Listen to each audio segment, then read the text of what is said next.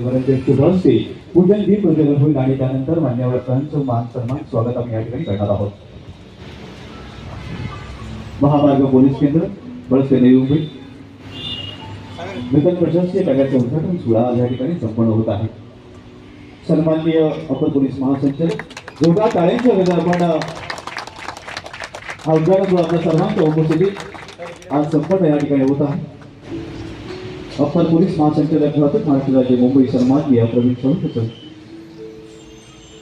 त्याचबरोबर पोलीस रत्नागिरी पदांचा आपला परिवार क्षेत्र आहे आणि गणपती सणामध्ये आपण पाहतो की बरीच होत आहे पण सर्वांचं नियंत्रण कार्याचा त्यामुळे सर्वात उपयोगी ठरणारे सुंदरसं कार्यालय आज या ठिकाणी संपन्न होत आहे.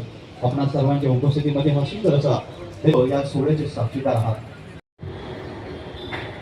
आज इथे जे सर्वजण बसलेले आहेत त्याच्यामध्ये सर्व सन्मानित आणि ज्यांनी चांगलं काम केलेले असेच सगळेजण याच्यामध्ये आज समोरच्या याच्यामध्ये बसलेले आहेत.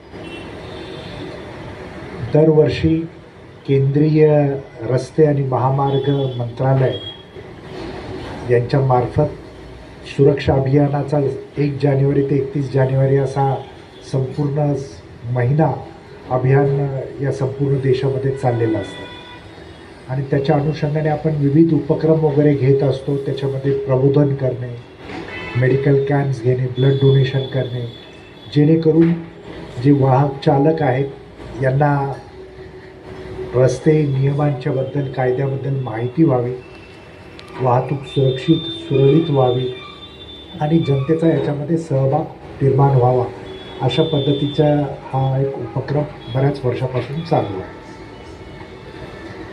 आज इथे माझे पोलीस अधिकारी आणि कर्मचारी यांचा जसा सन्मान करण्यात आलेला आहे त्यांनी विविध ठिकाणी केलेल्या कामांबद्दल, तसाच सन्मान आपल्यासारख्या सेवाभावी संस्था आणि नागरिकांचा सुद्धा इथे करण्यात आलेला आहे.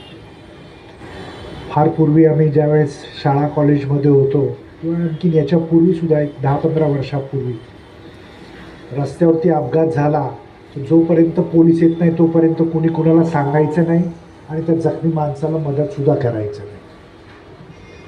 आणि पोलीस आल्यानंतर पोलीस काही स्वतः डॉक्टर पण नसतो, तिथं येणार, गाडीची अरेंजमेंट करणार आणि त्या जखमी माणसाला तिथून मग दवाखान्यामध्ये कुठेतरी घेऊन जाणार. याच्यामध्ये ते जे जखमी असायचे ते जो सुरुवातीचा 1-2 तासाचा वेळ जो असतो गोल्डन आवर्स, त्याच्यामध्ये त्याला योग्य ती वैद्यकीय मदत न मिळाल्यामुळे बरेचसे लोक दगावलेले होते. आणि मग शासन स्तरावरती असं सुचवण्यात आलं की जे अपघाताची माहिती देतील, जखमींना मदत करतील की त्यांना पोलिसांकडून त्रास होता कामा नये. आणि मग पोलिसांनी केलेल्या, शासनाने केलेल्या विविध आव्हानाला प्रतिसाद देऊन आता नागरिक स्वयंस्फूर्तीने मदत करतात, जखमींना तात्काळ हॉस्पिटलमध्ये पाठवतात. पोलीस मदत केंद्र असेल, हायवे पोलीस असतील, यांना लोक माहिती देतात जेणेकरून ट्रॅफिक सुरळीत होईल आणि पुढच्या गोष्टी त्याच्यामध्ये होईल.